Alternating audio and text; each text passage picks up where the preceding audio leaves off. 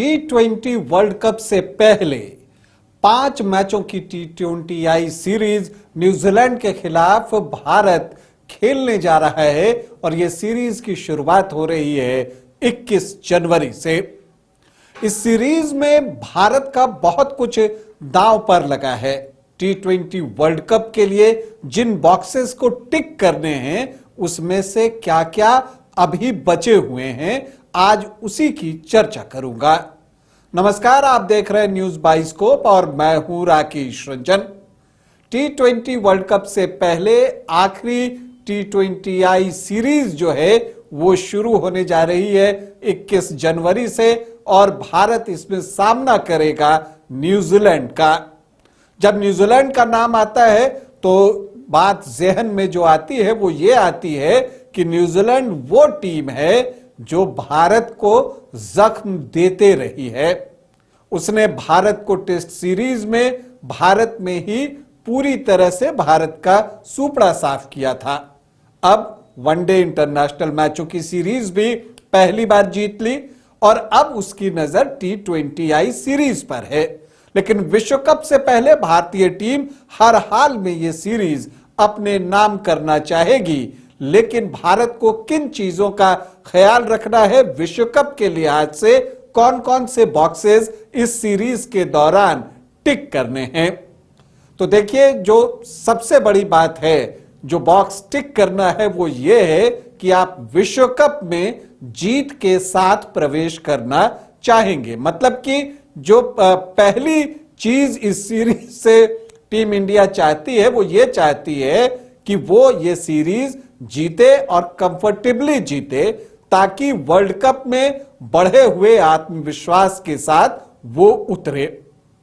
लेकिन खिलाड़ियों के तौर पर जो बॉक्सेस टिक करने हैं उसमें देखिए जो सबसे महत्वपूर्ण है वो है कप्तान का फॉर्म। जी हां, सूर्य कुमार यादव का फॉर्म चिंता का विषय भारत के लिए 2025 में पूरे साल बना रहा।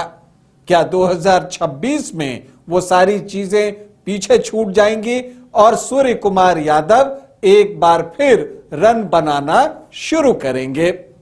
2025 में सूर्य कुमार यादव ने जिन 19 पारियों में बल्लेबाजी की उसमें औसत 13.62 का रह गया, यानी प्रति मैच 14 रन से कम सूर्य कुमार यादव जो है वो बना रहे हैं और ये बड़ी चिंता है भारत के लिए। और इसलिए मुझे लगता है कि जो पहला बॉक्स टिक करना है वो कप्तान का फॉर्म टिक होना चाहिए, क्योंकि कप्तान जब फॉर्म में होता है तो उसका कॉन्फिडेंस बढ़ता है और इसका असर कप्तानी पर पड़ता है और इसका वाइसे वर्सा भी होता है। प्लस खिलाड़ियों का रिस्पेक्ट भी आपको मिलता है जब आप स्कोर कर रहे होते हैं। तो जो पहली चीज देखनी है विश्व कप के लिहाज से वो कप्तान का फॉर्म देखना है।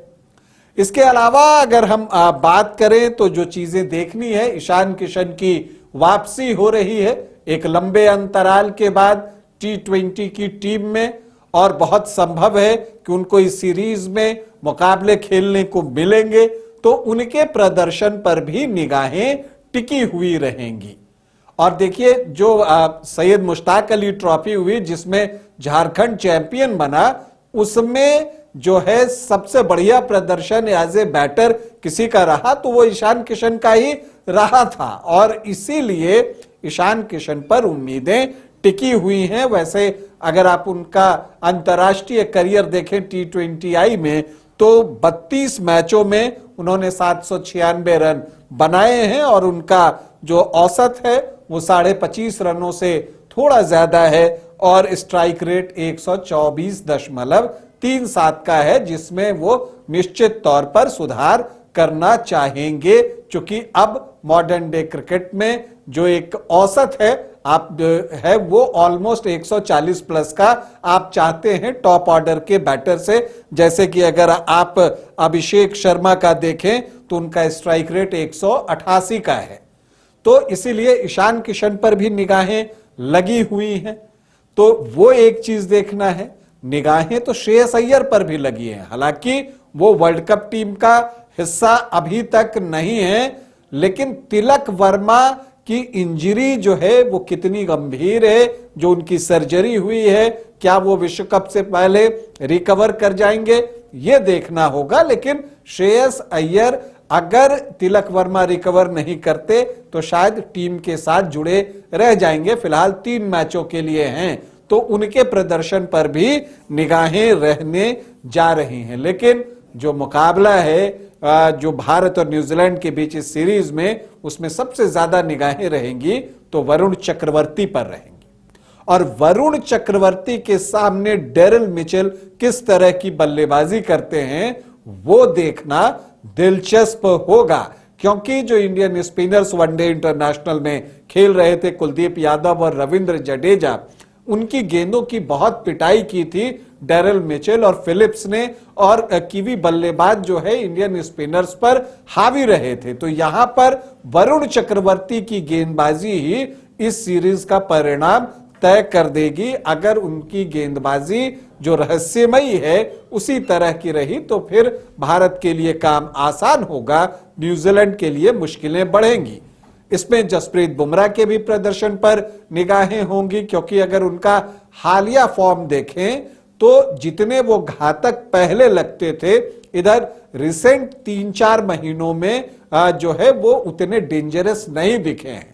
उम्मीद है कि ये जो वक्त उनको मिला है इसमें उन्होंने वापसी जरूर करी होगी। इसके अलावा हार्दिक पांड्या के प्रदर्शन पर भारत की निगाहें हैं। ट्रू ऑलराउंडर और टीम को बैलेंस देते हैं तो हार्दिक पांड्या देते हैं, रिसेंटली जबरदस्त फॉर्म में रहे हैं, तो वो भी इस सीरीज का परिणाम तय करेंगे। लेकिन जब विश्व कप से पहले बॉक्सेस टिक करने की हम बात करते हैं तो जो बॉक्सेस बचे हुए हैं उसमें सूर्य कुमार यादव का फॉर्म है वो टिक होना चाहिए। Sanju Samson as a opener जो है वो अपनी भूमिका के साथ कितना न्याय करते हैं और किस स्ट्राइक रेट से रन बनाते हैं, कैसे अभिषेक शर्मा को कॉम्प्लीमेंट करते हैं, वो बॉक्स भी टिक होना अभी बचा हुआ है, क्योंकि न्यूजीलैंड के पास जो है पेस बैटरी बहुत जबरदस्त है। और आपको बता दूं कि जब आप विश्व कप जैसे टूर्नामेंट में जा रहे होते हैं तो वहां पर आपको क्वालिटी की टीमों के खिलाफ भी अच्छे स्ट्राइक रेट से रन बनाना होता है। तो संजू सैमसन पर भी निगाहें रहने जा रही हैं। और मैदान के बाहर जो कुछ चीजें हैं निगाहें में वो हैं आपको कि तिलक वर्मा कब तक फिट होते हैं और वाशिंगटन सुंदर कब तक फिट होते हैं, इस पर भी बहुत कुछ निर्भर करेगा। तो न्यूजीलैंड के खिलाफ भारत को जिन बॉक्सेस को टिक करना है आज उसी पर हमने चर्चा की। अभी आपसे अनुमति चाहेंगे, इजाजत दें, नमस्कार।